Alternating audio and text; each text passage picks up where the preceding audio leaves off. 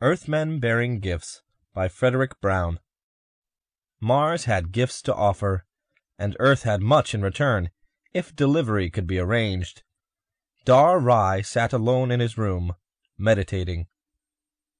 From outside the door he caught a thought wave equivalent to a knock, and, glancing at the door, he willed it to slide open. It opened. "Enter, my friend," he said. He could have projected the idea telepathically, but with only two persons present, speech was more polite. Ejon Key entered. "You're up late tonight, my leader," he said. "Yes, Key. Within an hour the Earth rocket is due to land, and I wish to see it. Yes, I know it will land 1,000 miles away, if their calculations are correct, beyond the horizon, but if it lands even twice that far, the flash of the atomic explosion should be visible, and I have waited long for first contact. For even though no Earthman will be on that rocket, it will still be first contact. For them. Of course, our telepath teams have been reading their thoughts for many centuries, but this will be the first physical contact between Mars and Earth." Key made himself comfortable on one of the low chairs. "True," he said. "I have not followed recent reports too closely, though. Why are they using an atomic warhead? I know they suppose our planet is uninhabited, but still. They will watch the flash through their lunar telescopes and get what do they call it? A spectroscopic analysis. That will tell them more than they know now, or think they know. Much of it is erroneous. About the atmosphere of our planet and the composition of its surface. It is, call it a sighting shot, Key.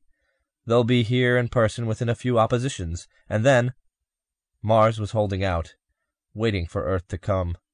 What was left of Mars, that is, this one small city of about 900 beings. The civilization of Mars was older than that of Earth, but it was a dying one. This was what remained of it. One city, 900 people. They were waiting for Earth to make contact, for a selfish reason, and for an unselfish one. Martian civilization had developed in a quite different direction from that of Earth. It had developed no important knowledge of the physical sciences, no technology. But it had developed social sciences to the point where there had not been a single crime, let alone a war, on Mars for 50,000 years. And it had developed fully the parapsychological sciences of the mind, which Earth was just beginning to discover. Mars could teach Earth much, how to avoid crime and war to begin with. Beyond those simple things lay telepathy, telekinesis, empathy, and Earth would, Mars hoped, teach them something even more valuable to Mars, how, by science and technology, which it was too late for Mars to develop now, even if they had the type of minds which would enable them to develop these things, to restore and rehabilitate a dying planet, so that an otherwise dying race might live and multiply again. Each planet would gain greatly, and neither would lose. And tonight was the night when Earth would make its first sighting shot.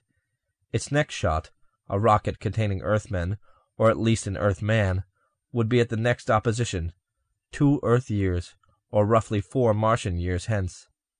The Martians knew this, because their teams of telepaths were able to catch at least some of the thoughts of Earthmen, enough to know their plans.